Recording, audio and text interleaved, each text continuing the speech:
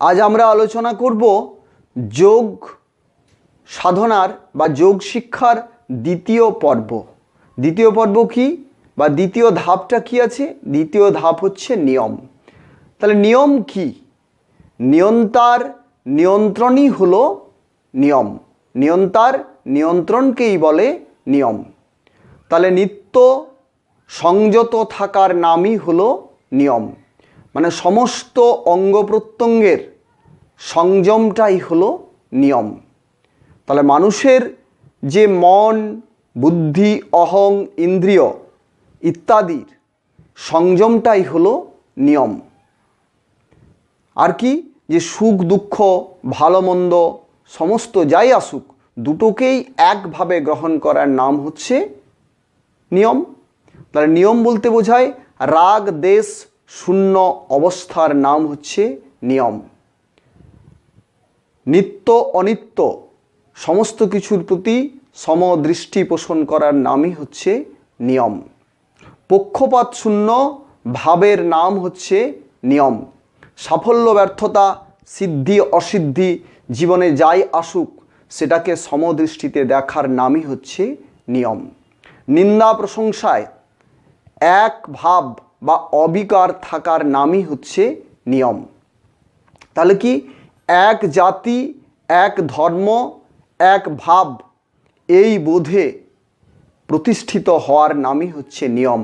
যেমন মানব জাতি, মানব ধর্ম এবং মানবতার ভাব, এই যে বোধ, এই বোধটাই হচ্ছে এক বোধটাই নিয়ম। যেমন পশু জাতি, পশু ধর্ম, এই ভাবটা বুঝে নেওয়ার নামই হচ্ছে নিয়ম। যেমন বৃক্ষলতা গুল্মাদি একটা জাতি, ওদের একটা ভাব হচ্ছে কি? সমাধিস্থ ভাব, এটা বুঝে নেওয়ার নামই হচ্ছে নিয়ম। যেমন এককোষী প্রাণীর প্রাণ ধর্মকে বুঝে নেওয়ার নামই হচ্ছে নিয়ম। তাহলে কি? সমকালে সমভাবে সমতা আনার চেষ্টার নাম হচ্ছে নিয়ম। কীরকম?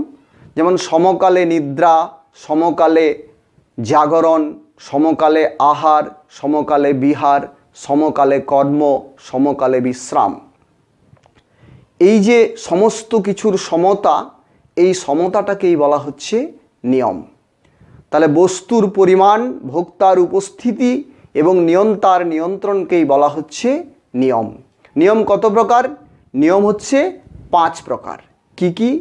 শৌচ, সন্তোষ, তপঃ, স্বাধ্যায় এবং ঈশ্বর প্রণিধান।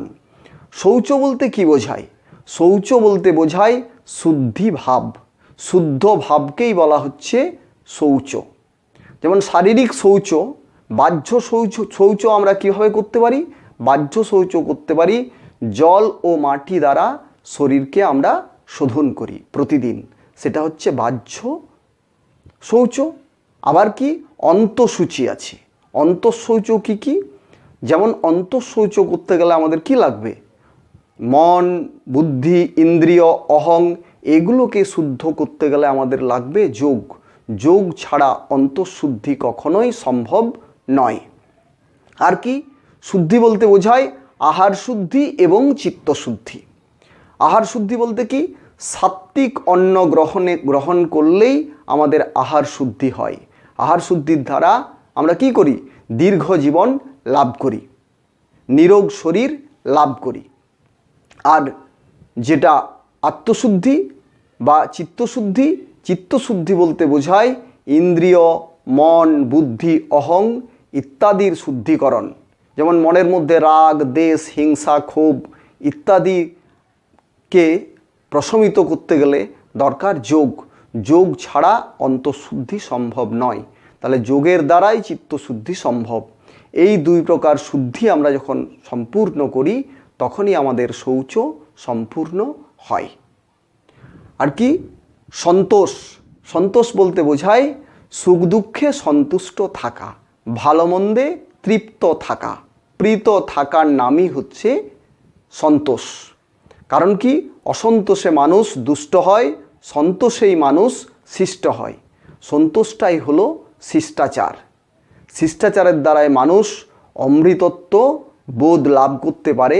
শিষ্টাচার ছাড়া অমৃতকে বোঝা যায় না। এরপর কি? তপ, মানে তপ বলতে বোঝায় তাপ স্বীকার।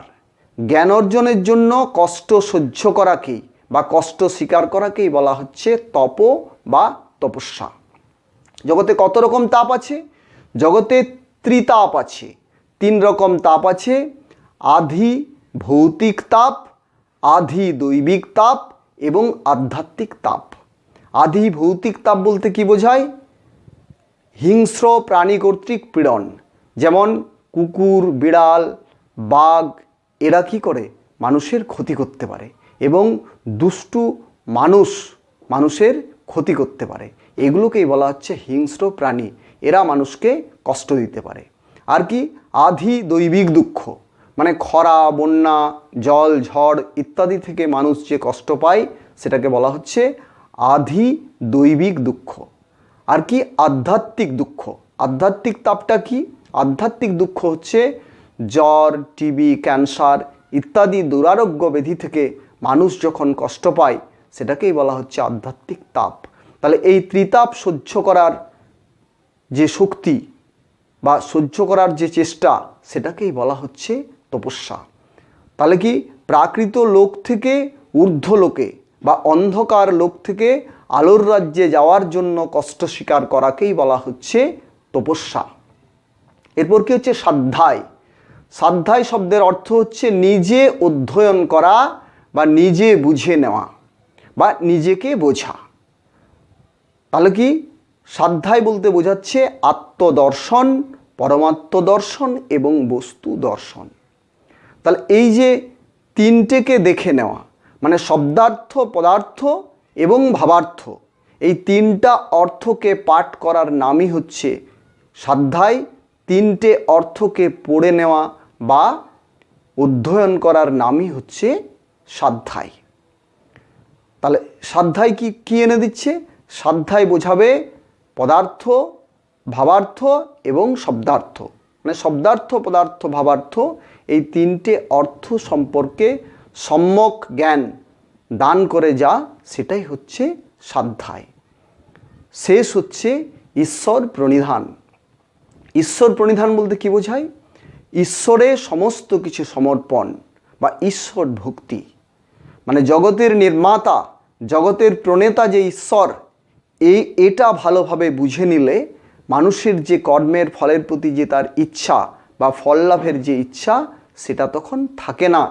কারণ কি? ফলদাতা যিনি, তার উপরই যেহেতু কর্মফল নির্ভর করছে, এটা বুঝে নেওয়ার পর মানুষ যখন কর্মফল ঈশ্বরে অর্পণ করে বা সমর্পণ করে সেটাকেই বলা হচ্ছে ঈশ্বর প্রণিধান।